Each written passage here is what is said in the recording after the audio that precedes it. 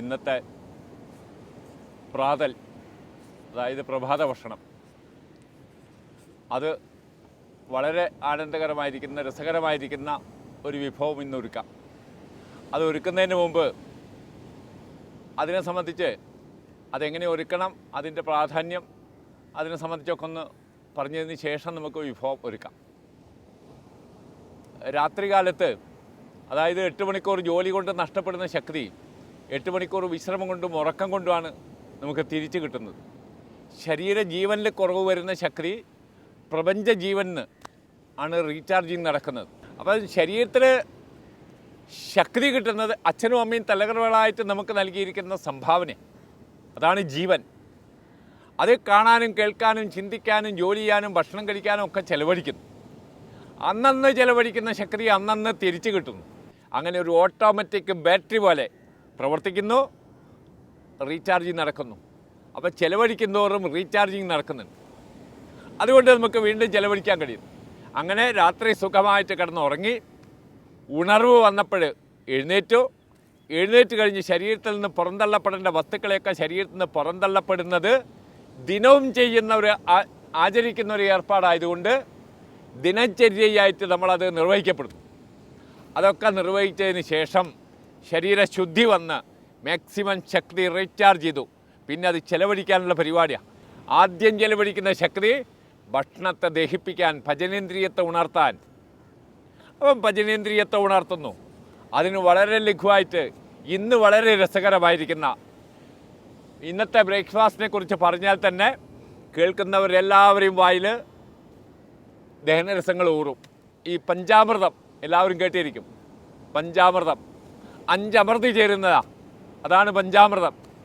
അത് വിശപ്പ് ഗ്രന്ഥികളെ ഉണർത്തും, ദീപനശക്തിയെ പോഷിപ്പിക്കും. അങ്ങനെ ഒരുപാട് ഗുണങ്ങൾ അതിനുണ്ട്. അമ്പലങ്ങളിൽ പ്രസാദമായിട്ടും പഞ്ചാമൃതം കൊടുക്കുന്നുണ്ട്. അപ്പോൾ ഈ പഞ്ചാമൃതത്തിൻ്റെ പ്രത്യേകത 5 അമൃതി ചേരുന്ന ഒന്ന്, അതിൽ പ്രധാനമായിട്ടും പഴം. അതിനുപയോഗിക്കുന്നത് ഏത്തപ്പഴം അല്ലെങ്കിൽ കദളിപ്പഴം. അത് നല്ലോണം ചെറുതാക്കി, നമ്മൾ പായസത്തിനൊക്കെ ഉണ്ടാക്കുന്ന പോലെ വളരെ ചെറുതാക്കി ഉടച്ച് ചേർത്തതിന് ശേഷം അതിൽ സാധാരണ കൽക്കണ്ടി ചേർക്കാൻ ആണ് പഞ്ചാമൃതത്തിൽ വിധിയെങ്കിലും കൽക്കണ്ടവും പഞ്ചസാരയും പ്രകൃതിയിൽ സകര് വർദ്ധിക്കപ്പെടുന്നതുകൊണ്ട് അത് മാറ്റി നിർത്തിക്കൊണ്ട് അതിന് പകരം ഞങ്ങൾ തേൻ ചേർക്കും, ഏലക്കായ പൗഡറും ചേർക്കും. നാളികേരം ചെറുതായി മുറിച്ചിട്ട് അത് ചേർക്കാം, അണ്ടിപ്പരിപ്പ് ചേർക്കാം. ഇതെല്ലാം കൂടി ചേർത്ത് ഇളക്കി ഏകദേശം നല്ല ലേഹ്യപരുവത്തിലായിരിക്കുന്ന ആ പഞ്ചാമൃതം കഴിക്കുന്നത്, അതുപോലെ രാവിലെ ബ്രേക്ക്ഫാസ്റ്റ് കഴിക്കുന്നത്, അത് വായിൽ എല്ലാ ഭാഗവും ടച്ച് ചെയ്തുകൊണ്ട് അന്നനാളത്തിലേക്ക് കുറേശ്ശെയായിട്ട് അലിഞ്ഞിറങ്ങിയിട്ട് ചെല്ലണം.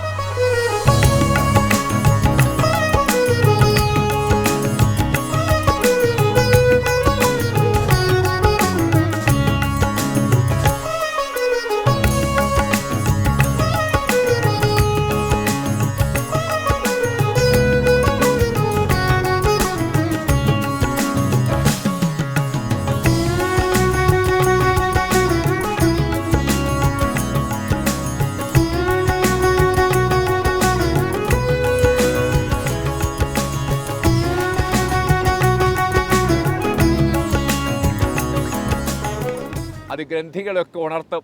ആ ഉറങ്ങിക്കിടക്കുന്ന ഗ്രന്ഥികളെ ഉണർത്താതിരുന്നാൽ ഫാസ്റ്റിംഗ് തുടരുകയാണ്, ഉപവാസം തുടർന്നുകൊണ്ടേയിരിക്കുക, വിശപ്പില്ല.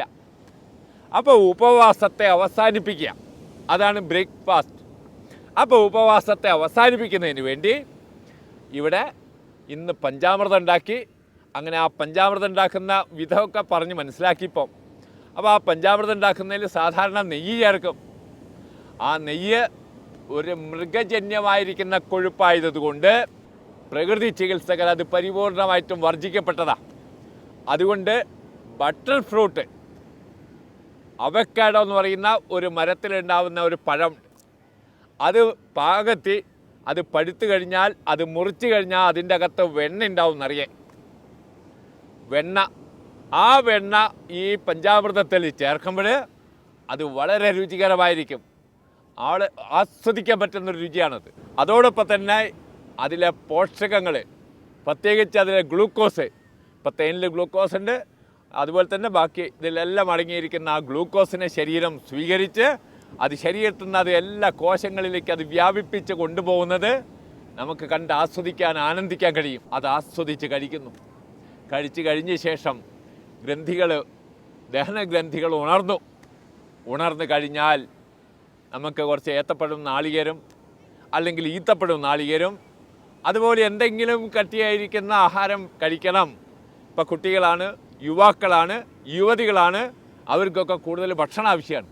ആ ഭക്ഷണം ആവശ്യമായി ഇരിക്കുന്ന ആളുകൾക്ക് അത്തരത്തിൽ എന്തെങ്കിലും കട്ടിയുള്ള ആഹാരം കഴിക്കുന്നതിൽ തെറ്റില്ല. അങ്ങനെ ഇന്ന് പഞ്ചാമൃതം കഴിച്ചു, അതിനുശേഷം വിശപ്പ് കൂടുതലുണ്ടെങ്കിൽ ഇത്തരത്തിലുള്ള എന്തെങ്കിലും പഴങ്ങളും വിത്തുകളും എല്ലാം കഴിച്ച് അങ്ങനെ സമൃദ്ധിയായിരിക്കുന്ന ഒരു ബ്രേക്ക്ഫാസ്റ്റ് കഴിച്ചു. ഇന്നത്തെ ഈ ബ്രേക്ക്ഫാസ്റ്റ് ഇവിടെ അവസാനിക്കുകയാണ്. നമുക്ക് അടുത്ത ദിവസം ഇതേ സമയം വീണ്ടും കാണാം. നമസ്കാരം, നന്ദി.